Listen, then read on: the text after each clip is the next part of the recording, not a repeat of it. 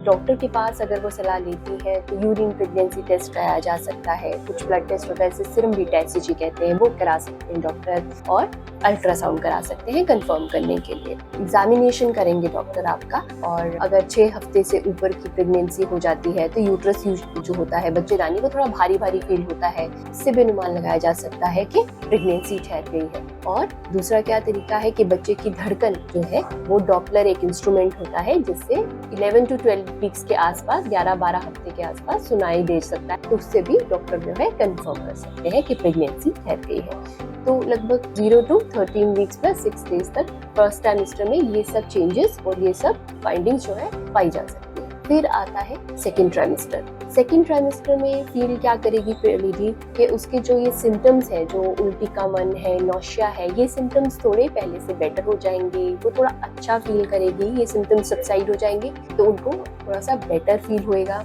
और फिर उसको जो बच्चे की हरकत है वो महसूस होएगी फीमेल को अपने आप। इसे क्विकनिंग कहते हैं। जब मल्टीपैरस फीमेल्स होती हैं जिन्होंने पहले भी जन्म दिया है बच्चों को, उनको जरा ये हरकत जल्दी महसूस होती है, यानी कि 16 से 18 हफ्ते में। और फिर जिनकी सिंगल प्रेगनेंसी पहली बार माँ बनी है उन्हें 18 से 20 हफ्ते में ये फीटल मूवमेंट्स जो है वो महसूस होने शुरू हो जाते हैं। तो उल्टी का मन थोड़ा कम हो जाता है, फीटल मूवमेंट जो है रिसीव होने शुरू हो जाते हैं। फिर उनको बच्चेदानी पे कुछ कंट्रैक्शंस फील होंगी, जिसे ब्रैक्सटन हिक्स कंट्रैक्शंस कहते हैं, यानी कि यूट्रस में थोड़ा पेनलेस कंट्रैक्शंस फील होंगी, दर्द नहीं होगा, बट जैसे पीरियड के दौरान यूट्रस में कभी कभी कंट्रैक्शंस फील होती है उसी टाइप की होंगी, बट पेनलेस होती है। इसे ब्रैक्सटन हिक्स कंट्रैक्शन कहते हैं। ये भी सेकेंड ट्राइमेस्टर में देखी जाती है। फिर उसके बाद अगर स्किन चेंजेस पाए जाते हैं, कुछ चमड़ी पे चेंजेस आ जाते हैं जो कि पाए जाते हैं, जैसे लीनिया नाइग्रा जैसी कंडीशन होती है, जो नाभि से नीचे की एक लाइन होती है सीधी, वो डार्क हो जाती है,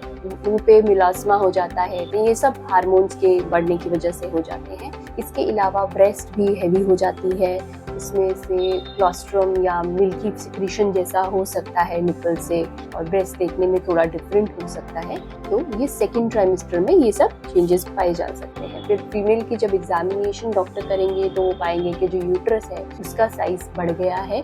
अब वो आराम से पर एब्डोमेन भी लगभग 12 हफ्ते के बाद फील करना शुरू हो जाता है। फीटल हार्ट रेट अभी क्लियरली स्टेथोस्कोप से सुनाया दिया जा सकता है 18 से 20 हफ्ते पे, और ये सब चीजें बता सकती हैं कि वो सेकेंड ट्राइमेस्टर में लैंड हो गई है। फिर आते हैं थर्ड ट्राइमेस्टर की तरफ। थर्ड ट्राइमेस्टर लगभग 28 हफ्ते से लेके 40 हफ्ते तक होता है। इसमें क्या चेंजेस होती हैं थर्ड ट्राइमेस्टर में? अब यूट्रस जो बच्चा है वो काफी बड़ा हो गया है, यूट्रस काफी बड़ा हो गया है, पेट हैवी हो गया है, इस वजह से कुछ हार्ट में और कुछ सांस लेने में कुछ ज्यादा दिक्कत आएगी। जैसे कि बच्चा बड़ा हो रहा है तो वो डायफ्राम जो होती है, ऊपर की लेयर जो आपके चेस्ट और पेट के बीच में एक परत होती है, इसको डायफ्राम कहते हैं, उसको वो बच्चेदानी पुश करती है ऊपर की तरफ। इस वजह से हार्ट पे भी प्रेशर आता है और लंग्स पे भी, यानी कि लेडीज को पैल्पिटेशंस हो सकती है, यानी कि धड़कन तेज तेज महसूस हो सकती है, साथ के साथ सांस लेने में भी दिक्कत आ सकती है। और इसके अलावा जो बढ़ता हुआ यूट्रस है, जो बढ़ता हुआ बच्चा है, वो प्रेशर सिम्टम्स भी कॉज कर सकता है, यानी कि जो लेडी है उसको नीचे पेट में हैवी हैवी लगेगा, बैक एक हो सकती है, पीठ पे दर्द हो सकती है, भार पड़ सकता है, नीचे सूजन हो सकती है, पीडल एडिमा जिसे कहते हैं, टांगों का सूजन, पैरों का सूजन, ये सब प्रेशर सिम्टम्स इनको आ सकते हैं। इसके अलावा जब प्रेगनेंसी जो है अपनी चरम स्टेज पे पहुंच रही होती है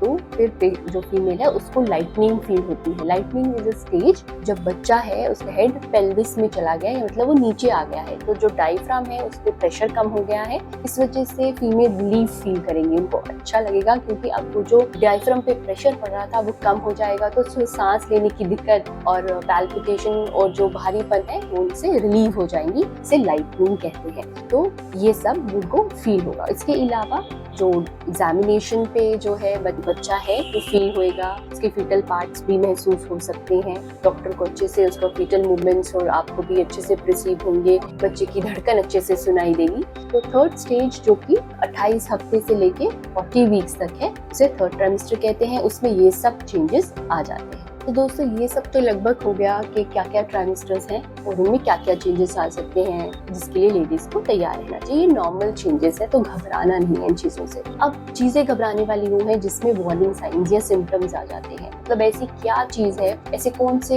सिम्टम्स हैं जिसे अगर प्रेग्नेंट फीमेल महसूस करती है तो उनको तुरंत डॉक्टर की सलाह लेनी चाहिए, इमरजेंसी में जाना चाहिए। तो सबसे पहले आ जाता है अगर उसको बहुत दर्द हो पेट में, तेज दर्द हो रही है पेट में, उसके बाद या बच्चे की मूवमेंट है वो बिल्कुल भी पूरे दिन पता नहीं चली या बहुत हल्का हिल रहा है बच्चा, ऐसा पता नहीं चल रहा कितना मूवमेंट हुआ है, तब भी इमरजेंसी जाना है। या फिर नीचे से कोई ब्लीडिंग स्टार्ट हो जा रही है या पानी जैसा कुछ नीचे से रिसने लग गया है, तो इन सूरतों में से डॉक्टर के पास या इमरजेंसी में जरूर जाना चाहिए और पूछना चाहिए कि क्या प्रॉब्लम हो गई है। रेगुलर पेन आना शुरू हो गई है, रुक रुक के नहीं आ रही, अब रेगुलरली बहुत तेज पेन आ रही है, इन सब चीज़ों के लिए उनको डॉक्टर से जाके मिलना चाहिए।